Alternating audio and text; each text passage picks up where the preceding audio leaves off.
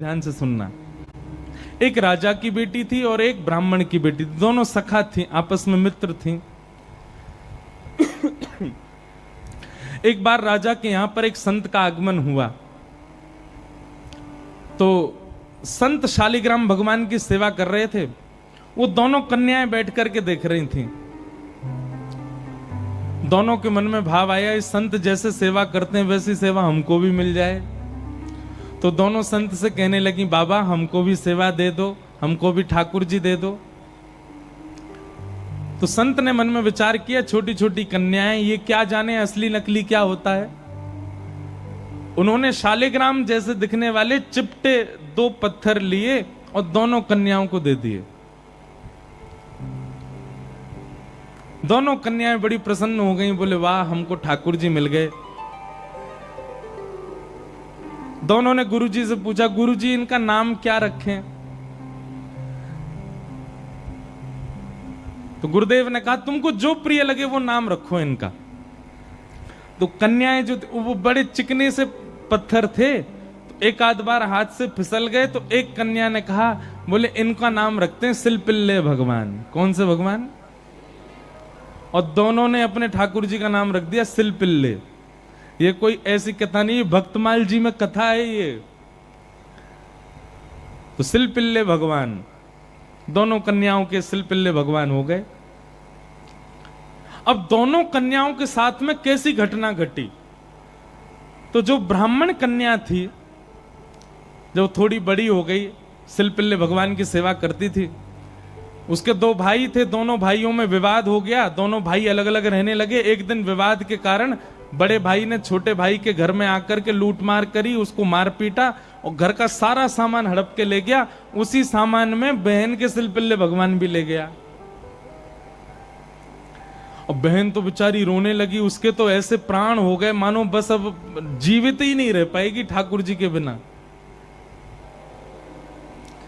रोने लगी, भैया से कहने लगी, भैया बोला पूरा घर लुट गया, उसकी तुझको चिंता नहीं, वो तेरे पत्थर के भगवान खो गए उनके लिए रो रही है। बोले वो पत्थर नहीं है, मेरे प्राण है, मेरे जीवन है, वो नहीं मिले तो मैं प्राण निकल जाएंगे मेरे।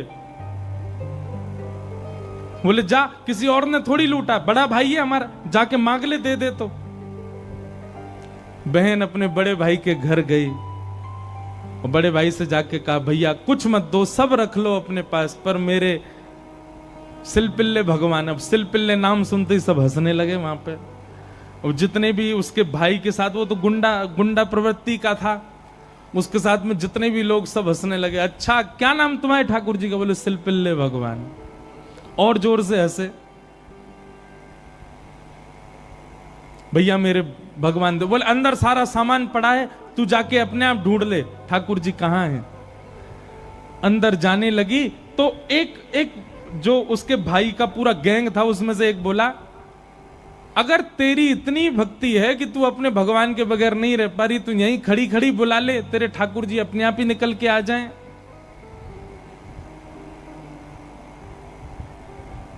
ये बात उसके प्रेम पर मानो प्रश्न चिन्ह लग गया। वह भी मन में सोचने लगी, मैं बचपन से सेवा कर रही हूं सिलपिल्ले को, कभी अपने हृदय से दूर नहीं करती, पर आज इसकी बात से मुझको ऐसा लग रहा है कि मैं तो प्रेम करती हूं, पर वो प्रेम करते हैं कि नहीं, आज उसका भी पता चल जाए। और बाहर खड़े खड़े करुण क्रंदन करते हुए, भाव निमग्न होते हुए, नेत्रों से अविरल अश्रुधार गिर रही है।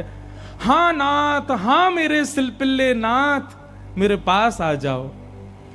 दोनों भुजा उठा करके जैसे ही रुदन करने लगी, कक्ष में से वो सामान्य सा पत्थर जिसकी वर्षों से सेवा कर रही थी, वो अपने आप उछट करके आया और उस कन्या के हृदय से आकर के लग गया।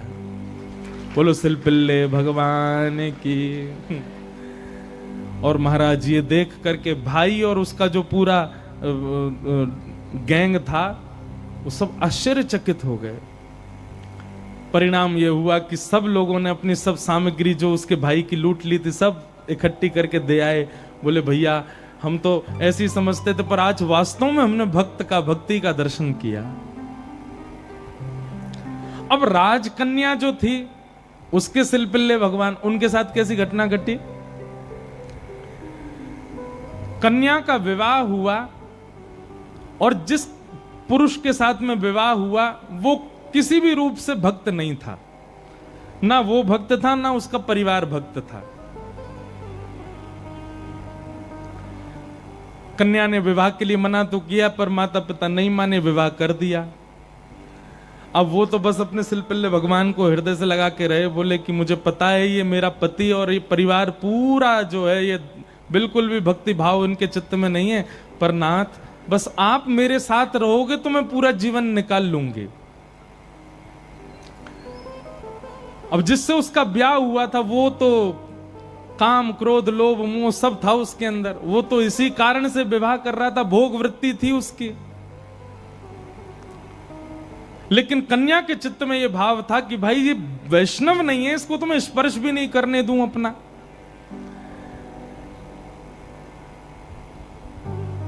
रात्रि में चर्चा कर रहा था पत्नी से, बातें करने लगा, बातें करते करते और उसने कहा ये क्या है तुम्हारे हाथ में? बोले ये मेरे भगवान है, सिलपिल्ले भगवान।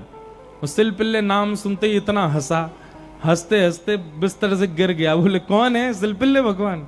बोले आप हंसिए मत, ये मेरे ठाकुर जी हैं, मैं बचपन से इनकी सेवा करती हूं। अच्छा ठीक है, रखो इनको अपने पास। लेकिन वो उनको दूर करना चाह रहा था, बार बार लेकर के हटाना चाह रहा था। और वो राजकन्या कस के पकड़े, बोले नहीं आप इनको मुझसे दूर मत करो, ये मेरे प्राण है, ये अगर दूर हुए तो मैं प्राण त्याग दूंगी। एक दिन, 2 दिन, 4-5 दिन बीत गए, लेकिन वो ऐसे ही रहे, सिलपिल्ले भगवान को हृदय से लगा के रहे। उसका यही था कि मैं पूरा जीवन इनके साथ नहीं रह सकती, पर आप रहोगे तो मैं रह लूंगी। एक दिन उस राजकुमार को क्रोध आया और उसने जब हट पूर्वक हाथ हटाए और वो सिलपिल्ले भगवान को खींच करके और बाहर एक सरोवर था, सरोवर में फेंक दिया। जैसे ही सरोवर में फेंका वो राजकन्या वहीं मूर्छित होकर गिर पड़ी। पूरा परिवार इकट्ठा हो गया, सब लोग सोचने लगे, बोले अरे ये क्या हो गया, इसके कहीं प्राण ना निकल जाएं, पूरे गांव में हमारी निंदा होगी, इसके पिताजी बहुत बड़े राजा हैं, हमको कारागृह में डाल देंगे। क्या किया तूने? बोले कुछ नहीं, पत्थर लगाए, बैठी रहती थी, मैंने फेंक दिया तो नाटक कर रही है मूर्छा की। खूब प्रयास किया लेकिन होश में नहीं आई। जैसे तैसे होश में आई, वैद्य के बुलाने के बाद उठते ही मेरे सिलपिल्ले कहां हैं, मेरे सिलपिल्ले कहां हैं। गोताखोरों ने जाकर के पूरा सरोवर ढूंढ लिया लेकिन ठाकुर जी नहीं मिले। अंत तो गत्वा वही सरोवर के किनारे आकर के बैठ गई और रुदन करते हुए बोली, हे मेरे सिलपिल्ले नाथ, यदि मैंने वास्तव में बाल्यकाल से आपको अपना प्रियतम मान करके भेजा हो, आपकी निष्ठा से सेवा की हो, तो आप कृपा करके मेरे पास आ जाना। और यदि आप मेरे पास नहीं आए तो मैं एक क्षण और चिंतन नहीं करूंगी, तुरंत अपने प्राणों का परित्याग कर दूंगी। उसका पूरा परिवार खड़े होकर के देख रहा था। जैसे ही उसने कहा कि हे नाथ, यदि आप नहीं आए तो मैं प्राण त्याग दूंगी, ये बात कहते ही हाँ नाथ, हाँ नाथ, हाँ नाथ करुण क्रंदन करने लगी। तुरंत सरोवर में से अपने आप सिलपिल्ले भगवान निकल करके आए और उसकी छाती से आकर के लग गए। और ये दृश्य देख करके परिवार पूरा जो था वो तो नतमस्तक हो गया और उस कन्या को वापस उसके घर ही छोड़े आए। बोले भैया ये इतनी ऊंची श्रेणी नहीं है हमारी कि हम इसके साथ रहें, हमसे अपराध बनेगा यदि हम इनको अपने पास रखेंगे तो। ये तो हमारी कोई गुरु स्वरूपा है। प्रीति, अरे सामान्य से पत्थर को उन्होंने भगवान मान लिया और ठाकुर जी उसमें भाव। जरूरी नहीं है कि धातु प्रधान होता है, जरूरी नहीं है कि कोई वस्तु विशेष। ये बात आप बहुत ध्यान से सुनिएगा। कई लोग भेद मानते हैं, अपने लड्डू गोपाल को सामान्य समझते हैं, वृंदावन बिहारी लाल को विशेष समझते हैं। उनको लगता है मंदिर में जो बिहारी जी बैठे हैं ये विशेष हैं, हमारे संग जो डलिया में डोल रहे हैं ये इतने विशेष नहीं है। क्यों?